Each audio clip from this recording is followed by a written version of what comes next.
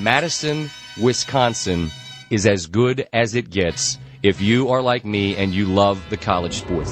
This is the Jump Around with Riley Yauk and Pablo Iglesias, streaming live on the ESPN Madison YouTube channel. Dancing down the sidelines. Can they catch him? No! The Badgers answer instantly.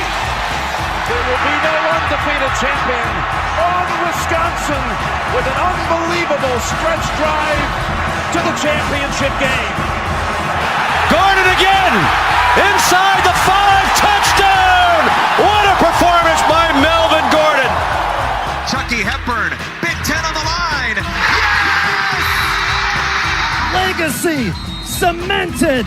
The 2021 Badgers will go down in history as the first ever at Wisconsin to win a national championship. That is the best college sports town in America. And we're off and running here at the Everlight Solar Studio. Pablo Iglesias alongside Riley Yauk. While Jim is away, Pablo and Riley will play. And holding it down for us back behind the glass, it's Owen Dimple. This is the Jump Around, a Badger dedicated show here on the ESPN Madison and ESPN Milwaukee YouTube channels, also streaming on the ESPN Wisconsin app. We got a lot to dive into. We were talking about, I guess in a way, we've also got a UW Madison student, WSUM Johnny prodigy, Raider. Johnny Raider back there. A future great in the radio biz. Mark my so. words. Very much so. So around the time for students, it's midterms, it's the report cards are coming out.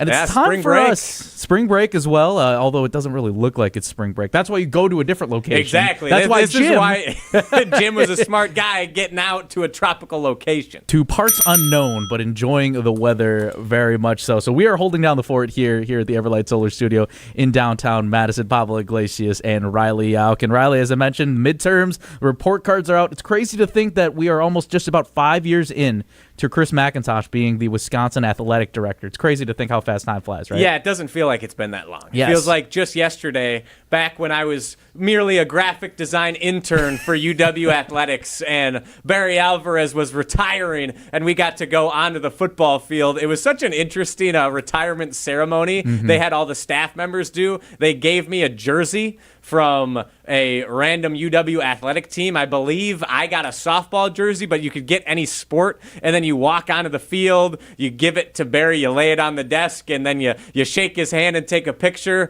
with the Don. And it feels like that was just a few days ago. But now, 5 years, almost half a decade of Chris. It has been, ever since I've been to Madison, that it's been under the Macintosh era. And it was very interesting from what we saw, too, was that I believe it was Scary Alvarez that put out, what would you grade? And that sparked the conversation from us. That sparked the question.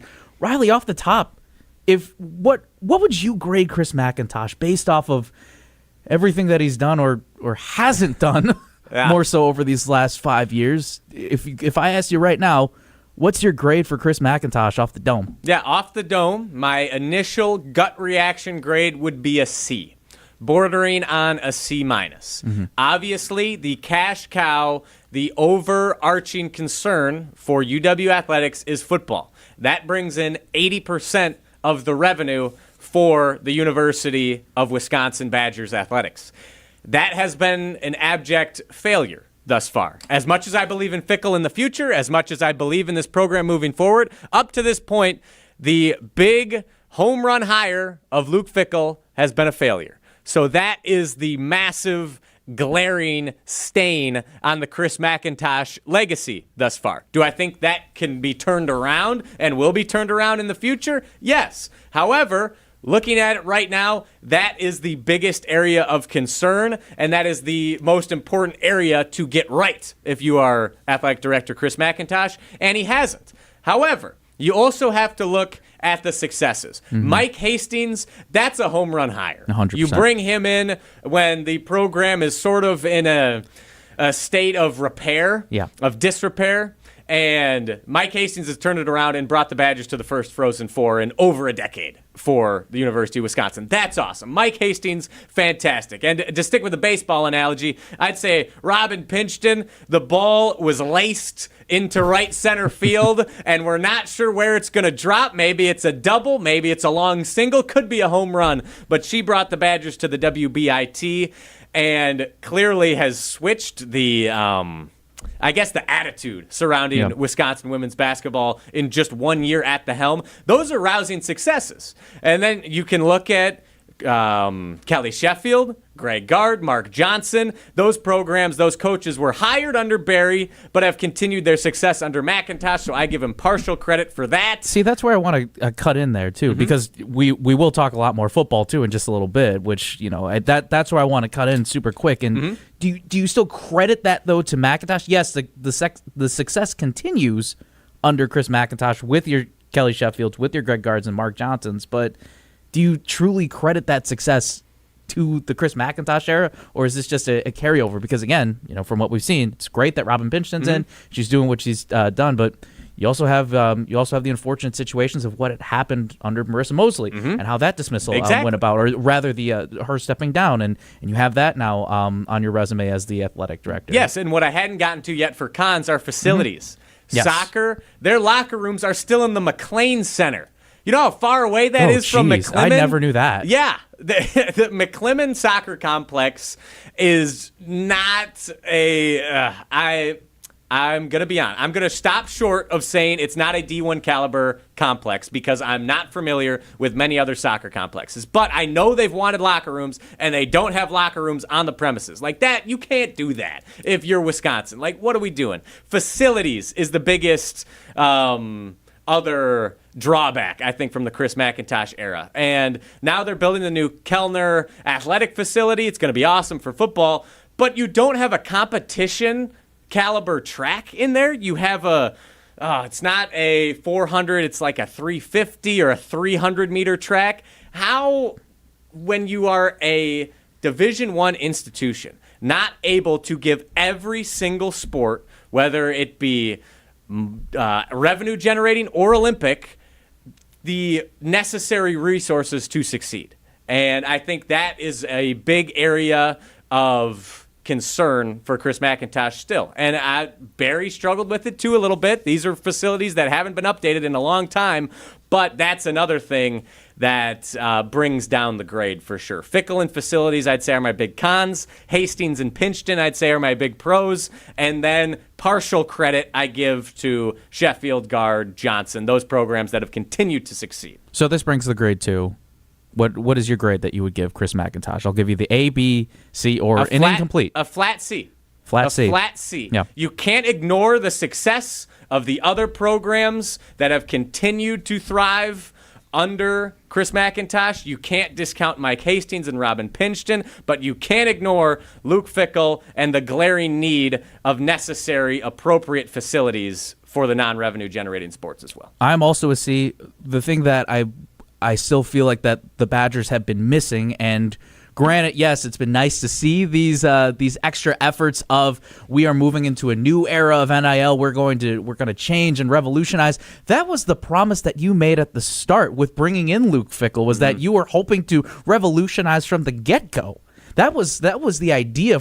So again, my thing is, where I'm sitting on the C is the fundraising effort and the NIL stuff and building those relationships. We've heard stories of that relationships may be fractured, if that's the correct word or not. It just kind of feels like that there's this imbalance. It doesn't feel like that there's this true connection there. So how can that be corrected in year 6 is my big question. That's what I want to know. And that's where I sit with the C right now, because again, hats off. Mike Hastings, yes, brought the program. It's exciting to see that they're going to the Frozen Four. Don't get me wrong. Very exciting, but you can't help but at least look at it. You can't even say skirmishes. These are big marks. With Fickell, with Mosley, and even with the new training facility now, that there was some brick controversy. Yeah, I think Barry Alvarez puts it in the best way, and I'm always curious to think of how does Barry feel right now. But in general, when he had spoke, I believe it was to Jim Polzine early in the football season, was you don't want to be the main point of conversation when people are talking about your athletic programs. Then that kind of feels like that there's a little bit of something iffy if you're doing your job. Chris McIntosh has been the center of discussion. Like, we're talking about him now on the show. Yes. If everything was running at full capacity, we're probably not even having this conversation.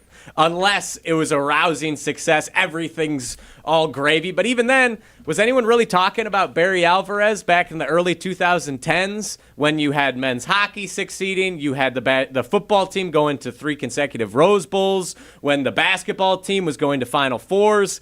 I don't remember much conversation surrounding Barry Alvarez, but who knows? I could be wrong. I think if he gets football back to where it needs to be, which is more on Luke Fickell than Chris McIntosh now that it appears the money has been invested, then I think you could get up to a B+. I think with the facilities, I don't think A- would probably be the highest I could possibly give. It'd be a turnaround. Chris McIntosh. And that would require a massive turnaround from the football team and continued success everywhere else. And I like that you brought up NIL, because a sport like wrestling, that's been left for dead with NIL. 2 of the best wrestlers are entering the transfer portal, Nicolas Rivera and Zan Fugit. They're leaving. That's a 2-time NCAA qualifier. That's a 4th place medalist last year at the NCAA tournament. They have no money. Chris Bono can't put together a competitive product because the resources aren't there. So you can't put your eggs in every basket, but when all the eggs that you're putting into the football basket aren't succeeding, it's hard to give you a good grade if you're Chris McIntosh right now. Well, let's jump in to talk about some football now.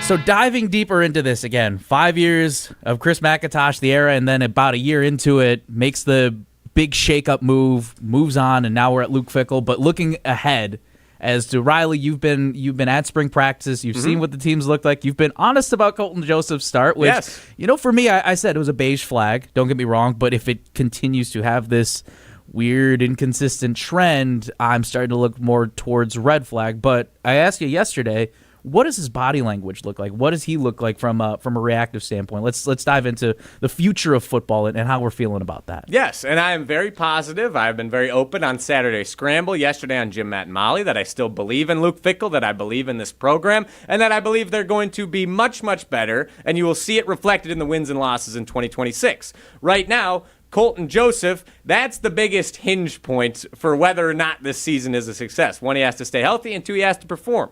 And so far, he has been a dynamic runner. He has made excellent decisions, whether to run, whether to throw the football, which receiver to throw the football to. However, his accuracy is still an issue. And I say that with the massive caveat that I've only been to 2 practices. They've had 4. I missed 2 of them. I'm going to try to go to as many as possible in the month of April to finish off spring practices. And I am not concerned about the accuracy yet. However, if it stays this way through the rest of spring, then I'm going to get a little nervous. I'm going to get a little nervous because he's making the right decisions. He is getting out of the pocket even when the offensive line doesn't give him time, and he's making the right reads. It's just more often than I'd want, he's missing the throw. He's overshooting his intended target. It's not there. The ball isn't where it's supposed to be. It's a little behind the receivers. It's a little high, even if it's catchable, where the receivers have to make these adjustments, and it's taking away from yards after the catch, or it's taking away big play opportunities, which is frustrating to see. However, again, I'm not concerned yet. And like you asked about his body language, I think he has looked calm, composed, collected. I'm not seeing him hang his head. I'm not seeing him get down on himself. He's not barking at the receivers for running the wrong route. He's not freaking out at his O-line for not protecting him well enough. He seems to have the leadership capabilities, and he seems to have the leadership aspect down thus far. So I'm not concerned, but I'd be remiss and lying to you if I didn't acknowledge that there are still accuracy issues right now with Colton Joseph. I think what also concerns me, too, is what I want to see moving forward, and it's crazy to think that we're going into another season of trying to figure out what the identity is, but that's what I need to figure out. What does this what is this team's identity? That's what I want to know in terms of establishing that. Of what are we going to be as a Wisconsin Badger team? What are we going to see on that product on the football field? And what are they going to develop into this September? That's always just been a constant thing. Like, is this team finally going to truly establish their identity? If the defense looks strong, then that's a plus. But we really need to make sure that the offense is ready to go. The offensive line is strong. The quarterback plays sharp, or sharper than what we've seen over the last few years, especially last season. As much as we love to have 4 quarterbacks. Yeah, I bring up the accuracy concerns while also saying that Colton Joseph, in the 2 practices I've seen, has looked significantly better than any quarterback Wisconsin has put on the field in the last 3 seasons. So I'm still very optimistic. That is a plus about the growth possibility and the, I guess, what we can expect to see from Colton Joseph. Owen? Dimps? And that's got to make you feel good as a Badger fan, too, because you made good points, Riley, that it looks like he has the game above the shoulders. Everybody talks about the mental capability of a quarterback, and that's usually the things that sometimes it's hard to teach. So it's got to feel relieving for Badger fans that, okay, we have that step down in the accuracy issues. That seems more fixable than any issue that would be above the shoulders. So hearing that as a Badger fan, it gives me hope and confidence that, hey, with time, this will figure it out, and fingers crossed, as long as he stays healthy, we might have a good quarterback season at UW. Yeah, which would be the first in quite some time. And now it's up to QB coach Kenny Guyton. Up to him. How can he develop, bring that accuracy, that completion percentage up? And you also mentioned the strength being the defense. Like, what's the identity for the Badgers? Yeah. I think it's going to be what we saw in those Illinois-Washington games last year, where it is tough, it is nasty, it is just gritty smash mouth football because the defense, Charles Perkins has looked like a stud on the defensive front. He's going to be a run stopper. Mason Posa, Cooper Catalano have picked up right where they left off. Mason Posa actually got in a fight with one of the offensive linemen. It came to fisticuffs. They were blowing. They had to separate them, which I like that. I like to see that sort of competitive spirit from the Wisconsin Badgers football team. I love that. I want to see that from the leaders, even if it's a younger guy like Mason Posa. That fired me up. The secondary, Carson Van Dinter has made several plays in the secondary. Cairo Skanes, Bryce West, they're all over the place as well. I think the defense is going to be a very stout unit in 2026. Well, we'll see if the accuracy continues. Unfortunately, we can't control all those parts, but you can protect what matters most with J&K Security Solutions, whether it's your home, your business, or even your man cave. J&K's got the tech and the team to keep you safe and connected. Cameras, alarms, smart home systems, all installed by local pros who actually care. Don't trust your security to some out-of-town online company. Go local with J&K Security Solutions in Madison. Peace of mind, yeah, they've got that covered. All right, let's get to the clip of the week. Around these parts, there's only time for the best of the Badgers. We don't know exactly where we are right now. Why don't you own the Wisconsin football team? We need to play better significantly. They're spoiled rotten. This is the clip of the week on the Jump Around. Go someplace else. Go boo in a bar. Yeah. See, I shouldn't have added that. I was ready to go. Into the open. I've gotten fooled by that for my own segment that I lead, and we may need to make some tweaks. We'll let you go for it then. What do we got as clip of the week then, Riley? All right. So, for those fans who are familiar, Jim Rutledge had quite the incendiary take from a couple of weeks ago, saying that the Wisconsin Badgers men's basketball and football teams are closer to a mid-major than a blue blood in terms of NIL allotment. Here's Frank Kaminsky reacting to Jim Rutledge's take. Is Wisconsin basketball blue blood? No, not right now. But are they a Cinderella major, mid-major type school? Absolutely not. When you're competitive in the Big Ten every year, and I think it's blatantly obvious that this year the Big Ten was a very, very good conference, because you go into the tournament, you never know who's going to be the best conference. ACC, Big 12, Big 10, SEC, American Conference, Big East. You never know who's going to have, like top dogs. And Wisconsin was competitive with obviously the best programs in the country this year. So if you want to say it's like a Cinderella type situation, if they win a couple games in the tournament, I just think that's a ridiculous thing to say.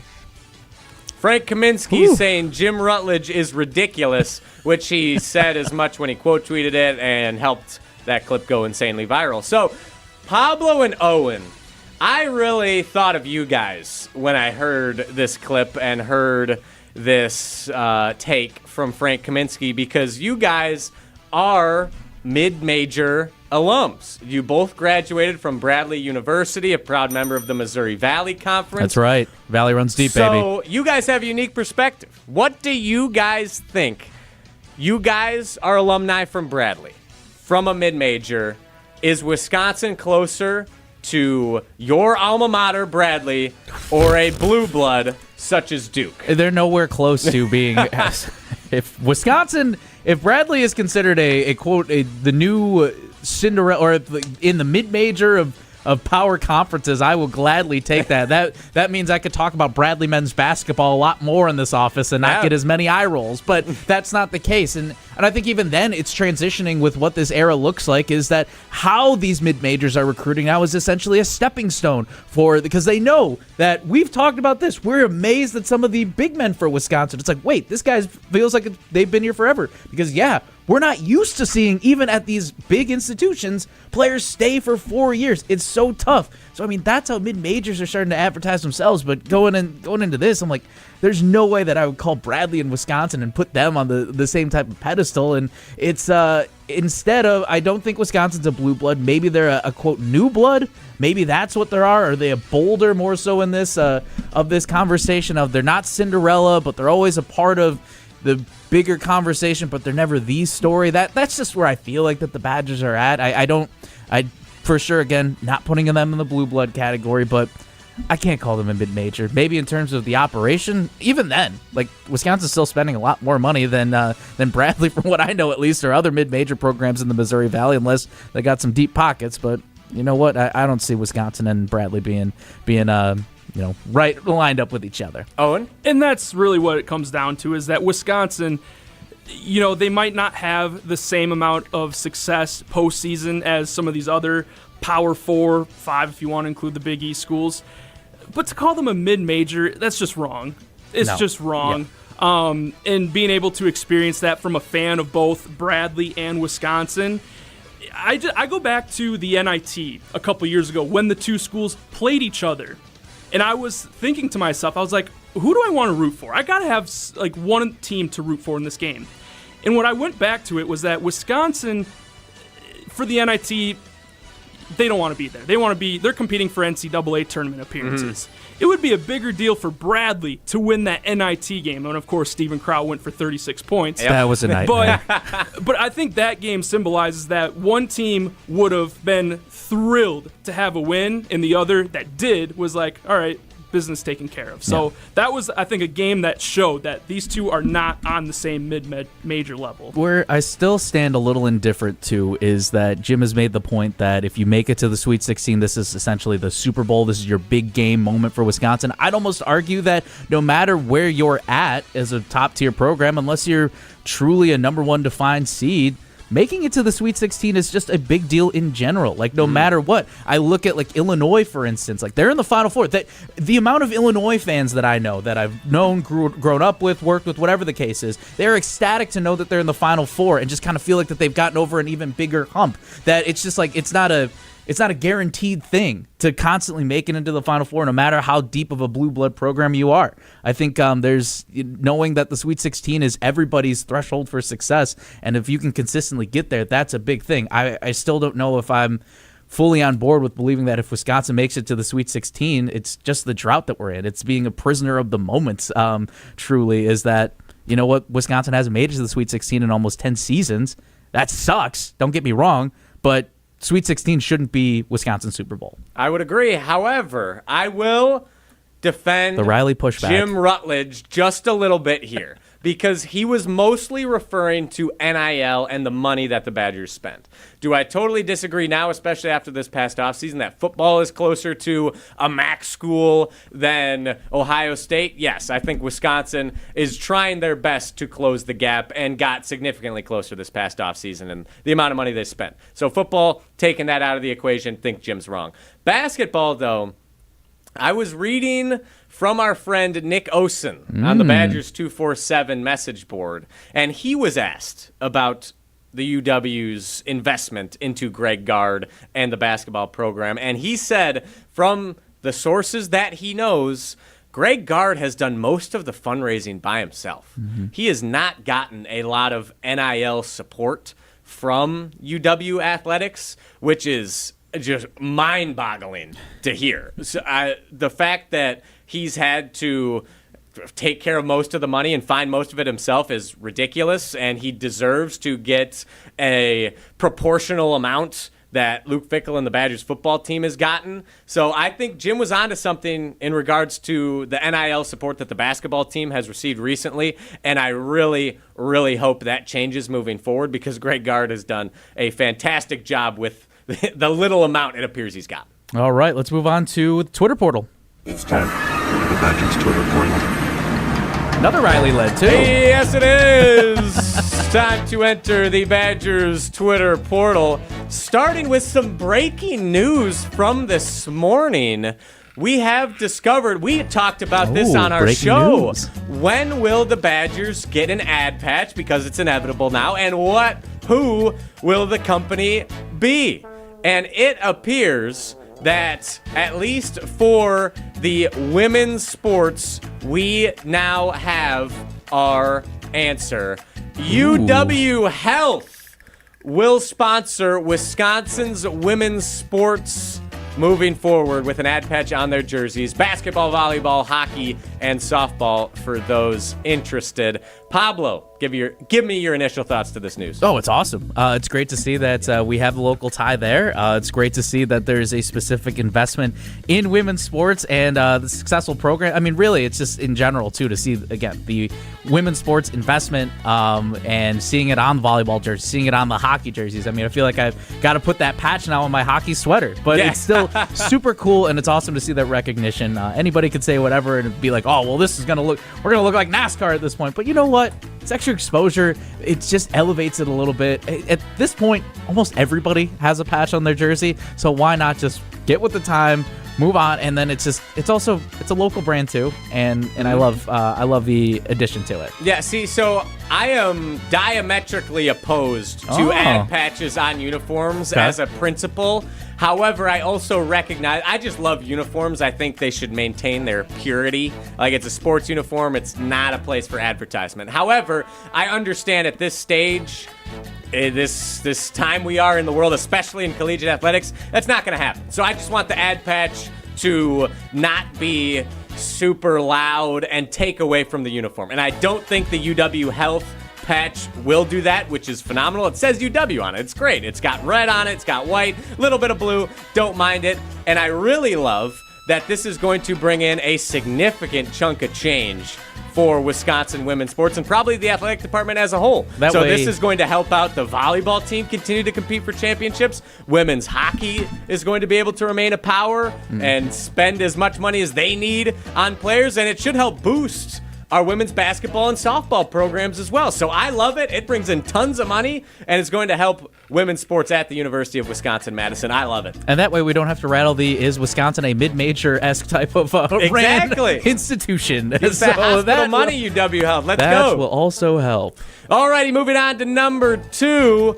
Luke Fickell is cooking in the class of 2027, especially in the state of Wisconsin.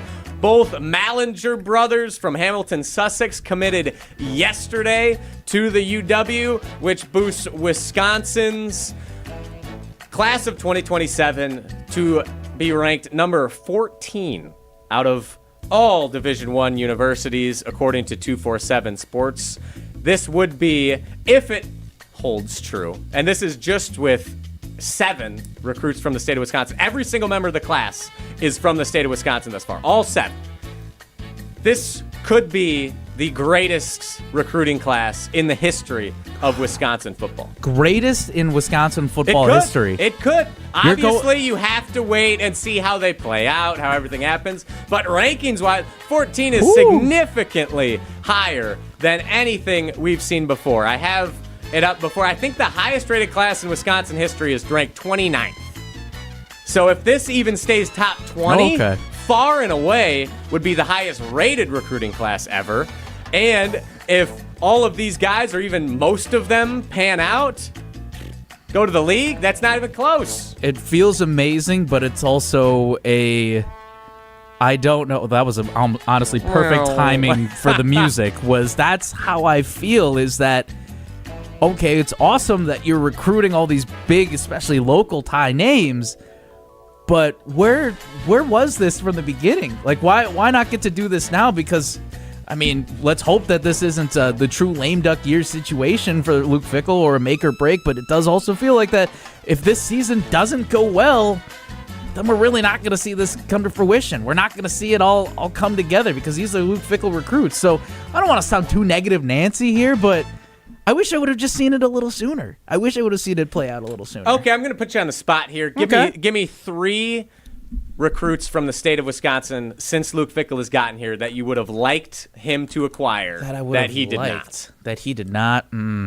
What, maybe Trey Poteet? Yeah, Trey Poteet at Tennessee. That was good. I'll give you that. I'm just trying to think who else he lost out on. That's the thing. I don't think he lost out on too many high-level recruits from the state of Wisconsin. And I believe him and his staff rightly recognize that the class of 2027 in the state was very special and have crushed it and have locked down the state of Wisconsin. So that gets me fired up. That gets me very excited about the future of Wisconsin Badgers football. Last one real quick. Kudos to you. Take a look at this campus. That is, if you can read it, that is the University of Wisconsin. That's Lake Mendota right there. Look at it. It's gorgeous. No, it's not. It's a joke. But it did make me think. What's the most beautiful college campus you've been to? Ooh, most beautiful. Bradley University. Lies. Don't get out of here. What was the nicest campus that I've been to? Oh man, we were just talking about touring campuses years ago too. Man, it makes me feel like an old man talking about this. Almost like 13 years ago when I was touring campuses. The University of Michigan was beautiful. I was really surprised.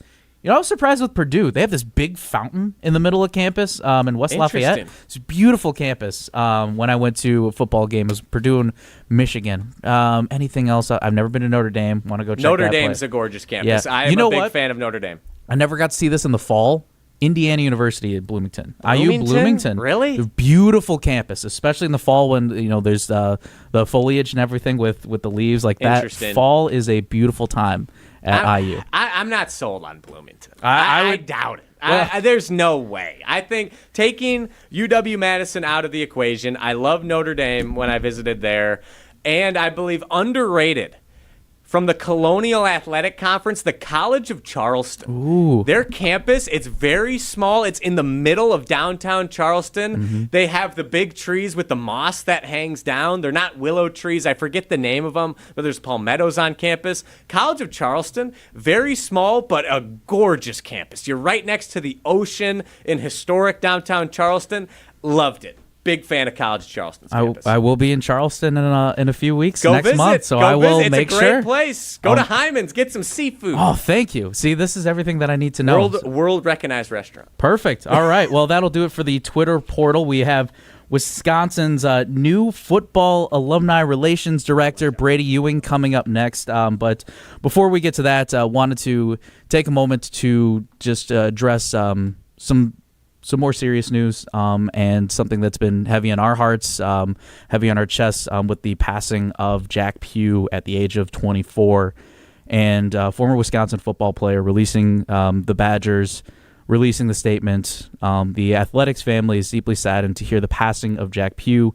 Jack was a positive light and brought a spirit to our football program. More than that, he cared about people and was loved by his teammates and staff. Jack proudly earned his degree from UW-Madison in 2025 and will forever be remembered and loved. And first and foremost, our thoughts are very much with his family, anyone affected, all of his teammates that knew Jack. And unfortunately, he did retire from the game and stated that it was for mental health reasons. Now, won't get into everything from here. And again, just wanted to express our deepest sympathies and also wanted to express to anybody that is struggling, never be afraid to reach out for help. Always look to people that you trust, if it's friends, if it's families, if it's mentors, coworkers, anybody that you know that you can talk to. Please feel free to know that you can trust those people, even if it is a tough conversation to have. And secondly, I think what stands out when you read all of these tributes, especially towards Jack, is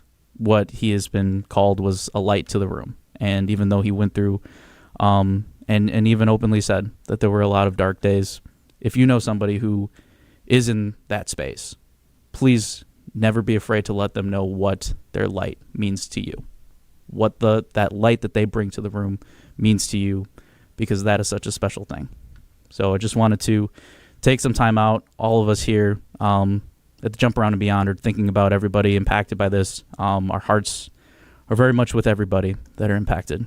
So there's no easy way to transition into that, but we do want to move forward, take a quick breather, and set the stage up for, we got to talk to Director of Football Alumni Relations, Brady Ewing, and his new opportunity here. So we'll take a quick break. Brady Ewing coming up next here on the Jump Around.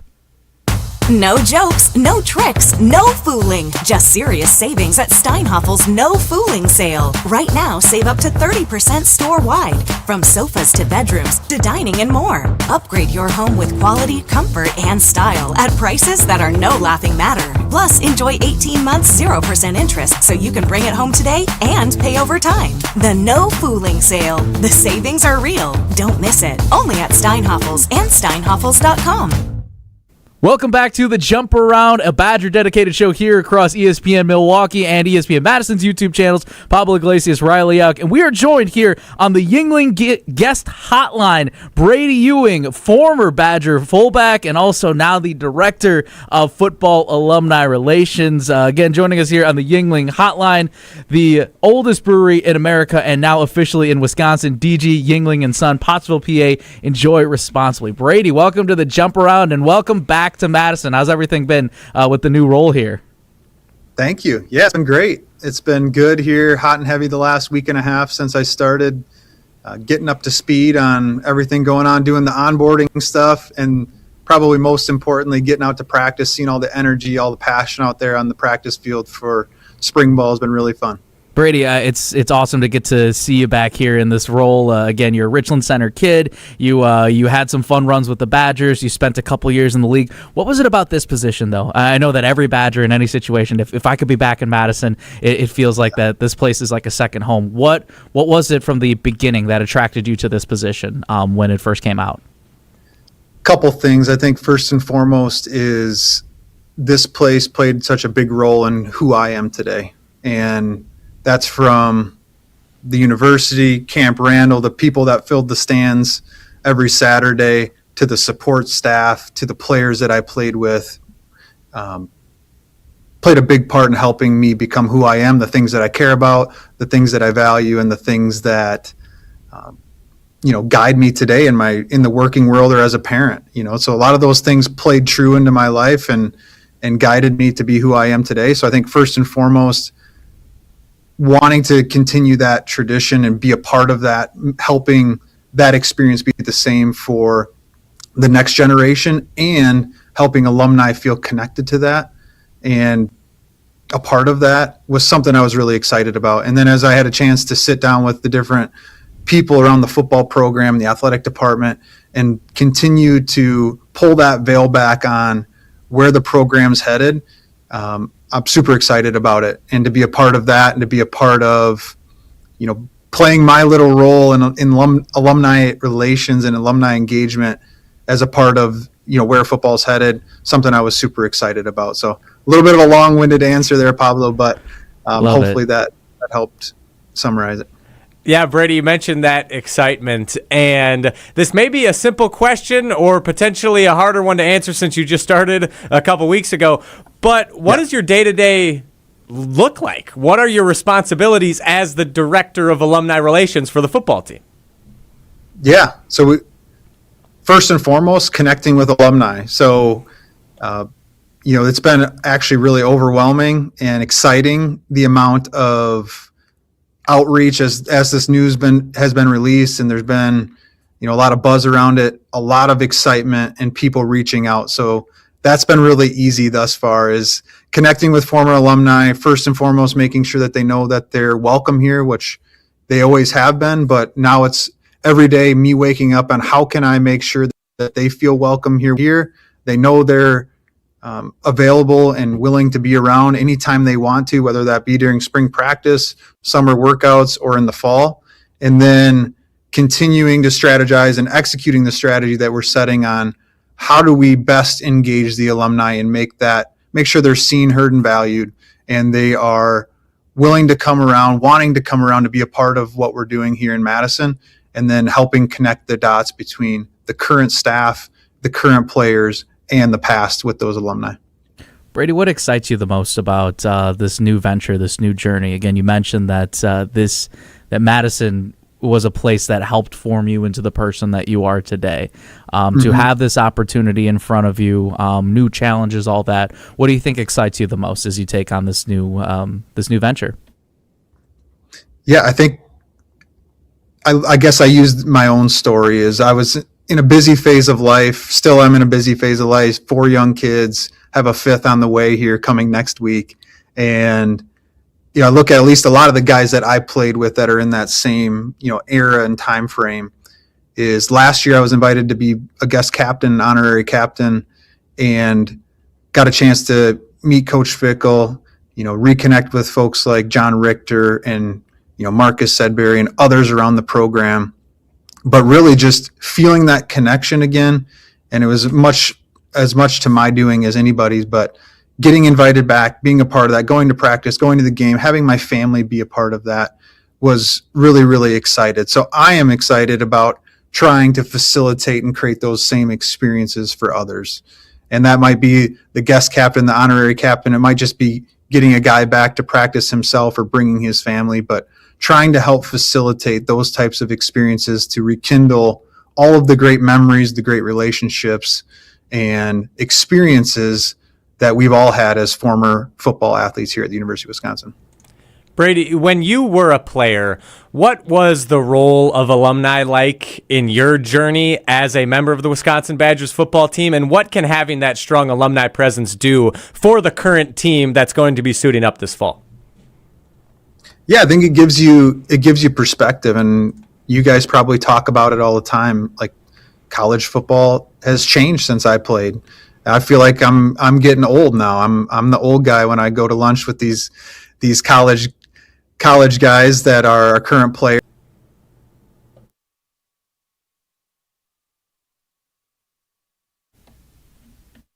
I look at that. I think alumni play a big role in helping understand the past and inform the future and be a resource. Like, some of the things that these going through, while it's different, are still very similar to what they're trying to navigate in today's world of college athletics and college football. And so I think that's the long-term vision and strategy, is how can we not use, but how can we leverage the experiences that alumni have had to help make the best student athlete experience while the current football team or current football players are here on campus. I think that's a really exciting piece of the future strategy, but I think first and foremost, it's getting connected with the alumni and getting them back around the program and involved. Brady, could you pull back the curtain a little bit too, again, on this process and talking with Coach Fickell, because he mentioned that you, in the release too, in the public announcement, that you are the perfect fit for this role. What was it like, the first initial conversations, whether it was during this process or even beforehand, when you got to meet Coach Fickell for the first time, what those initial conversations were like and what they've grown into ever since? Yeah. I mean, the first conversation, I did have a chance to go to Fickell's introductory press conference when he first took the head coaching job. So I got a chance to shake his hand. That was a very overwhelming day for him, I'm sure, with all that was going on with media and the announcement. So just shaking his hand and passing there. But really the first time I got a chance to talk with him was when I was at practice as a part of that guest honorary captain. And I think what jumped out to me first and foremost was his energy and his passion and his leadership for the game, the way he ran his practice. And so just being a part of that for the first time, albeit I was trying to rein my kids in and keep them out of out of practice and, in safe areas, but just loved his passion, loved his energy, and loved his vision for where he's taking the program. And I'd say that's only increased as I've had a chance to sit down with him more through the interview process and here as I've started is I see a lot of similarities to the foundation of what the history of Wisconsin football has been, but yet continue to evolve and grow into a new Wisconsin football. And I think that excites me that there's some similarities that I guess I took pride in during my time here, but yet, continuing to evolve and continuing to grow, and excited for that future. Yeah, Brady, you mentioned those foundations that Fickell is building that are similar to when you were played. Could you elaborate a little bit more on that? What are those foundations that you see right now with this Badgers team or this program that you felt when you were playing on Big Ten championship teams back in 2011? Yeah. Well, I'd say what I've noticed the last week when the guys were practicing, they're on spring break now, but is the passion, the energy, the enthusiasm, and things that, anybody can do, but not everybody does them.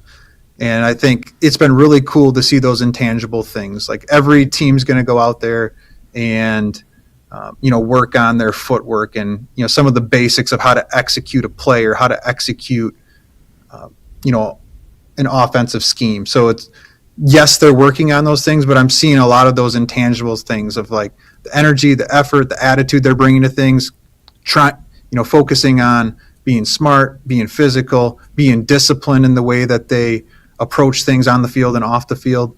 So I think those are things I took pride in during my time here at Wisconsin, and I'm seeing a lot of those similarities just in my short time here and my time on campus back in the fall as an honorary captain, albeit just for 1 or 2 days. Brady, I know you're balancing a lot, taking in a lot of new things as you ease into this role. But out of curiosity, if you've gotten the chance to at least be around practices and get to see some of the new guys, who are some guys that stick out to you that you're excited to see take the field, and for Badger fans to get to see as well? Oh man, that's a challenging one. So if you saw me at practice, you would see that I have there's so many guys, obviously, and a lot of new faces here going into this spring ball. So I have my sheet with my faces on them, my names and my numbers that I'm cross-referencing. But I would say something that jumped out to me was quarterback play and just slinging the ball around. I was talking to Kyle Jefferson at practice the other day, and Greg Gillum, the chief of staff here, turned around. He's like, "You're not even paying attention. You didn't see that we just ran a fullback dive." So seeing things like that, getting a chance to meet, players from all over the country, learn a little bit about their story, see the energy in practice, see the quarterbacks slinging it around, see the fullbacks, tight ends out there working. A lot of different, I'm more offensive minded based on my past, but also just super impressed with how big a lot of these guys are. I don't know if my mindset is messed up from when I played, but I feel like a lot of these guys are that much more taller, that much bigger, and just tremendous athletes. And I think that's a testament of who they went out and are able to find in the transfer portal and some of the guys that they've been building here. But a lot of different guys jumping out to me, but I think most importantly to me is that personal one-on-one connection that I've been able to start to build with a few of them to understand who they are, what makes them tick, where they came from, what are they passionate about, and how I might be able to be a small resource myself or help connect them to different resources of alumni or internally here to their best and make the best experience possible while they're at the University of Wisconsin. That's awesome, Brady. Last one from me. You mentioned you missed the fullback dive at practice, but have you had the opportunity to talk to Coach Grimes how he's going to best implement the fullback into the offense this season? That hadn't hit the priority list in the first week and a half, but no doubt you're going to get a little jab from me here and there about incorporating the fullback, maybe throwing some recommendations out there. But no, my interaction with the Coach Grimes have been awesome, and excited to see how he uses the different talent that he has. I think that's the trick, like having your philosophy that you go to, but also adjusting and tailoring it to the talent that you have and the different people that you can plug in. That's what I'm excited to see, and already seeing that playing out a little bit in some of the high point plays I've seen in spring thus far. All right, we have Brady Ewing once again. One last question for me before we let you go, Brady. I know you got an important meeting with you said with the man up top of Chris McIntosh, so we'll let you get going after this one. Real quick, just wanted to ask you though your message to again when you're talking to the alumni and again when you take on this new role, what is the message that you have to again strengthen those relationships, make sure that they're getting even better each and every day? What's that message that you have for all Badger football alumni that you want to send out? Yeah, I think first and foremost, and it's always been the case, but you're welcome back here at Wisconsin. And I think I'm excited to personally connect with you, but also connect you with the current program, whether that be support staff around the program now, the players, the coaches, and help rekindle some of those feelings that you had back when you were on campus, maybe help rekindle some of the relationships that you had with former teammates or support staff that you had while you were on campus. And just excited to be a conduit to facilitate different types of events to help get to that end goal, is building connection to help drive a great experience for alumni. I think that's first and foremost. Awesome. Well, best of luck in the new role. Excited to have you back. Excited to have a fullback here, a former Wisconsin Badger, a guy who is from Richland Center, all of those things. So wishing you nothing but the best, Brady. So thanks so much. We'll let you get going. He is Brady Ewing, now the Director of Alumni Relations for the football program. Brady, best of luck. Thanks again for joining the Jump Around. Yeah, you bet. Thanks for having me, guys. Take care. All right, that was Brady Ewing. Excited for the next journey to see what is ahead for him. Well, for Riley Yauk, for Owen Dimple, this is the Jump Around, a Badger-dedicated show. Before we get going, though, and send you off until we see you guys next week, want to talk to you about Steinhoffels. You spend more than 2,500 hours a year on your mattress. Well, does that count nap times as well? I like a good nap. Yeah, anyway. probably. So is yours actually working for you? It's time to upgrade your sleep game during Steinhoffel's Mattress Madness. Their sleep experts will match you with the perfect mattress so you can wake up rested, refreshed, and ready to take on the day. Shop all the top brands at unbeatable prices, plus enjoy free delivery and a 120-night sleep guarantee so you can rest easy knowing that you made the right choice. Shop Mattress Madness in-store or at steinhoffels.com today. Once again, for Riley Yauk and Owen Dimple here at the Everlight Solar Studio, I'm Pablo Iglesias. This has been the Jump Around, a Badger-dedicated show. We'll see you next week.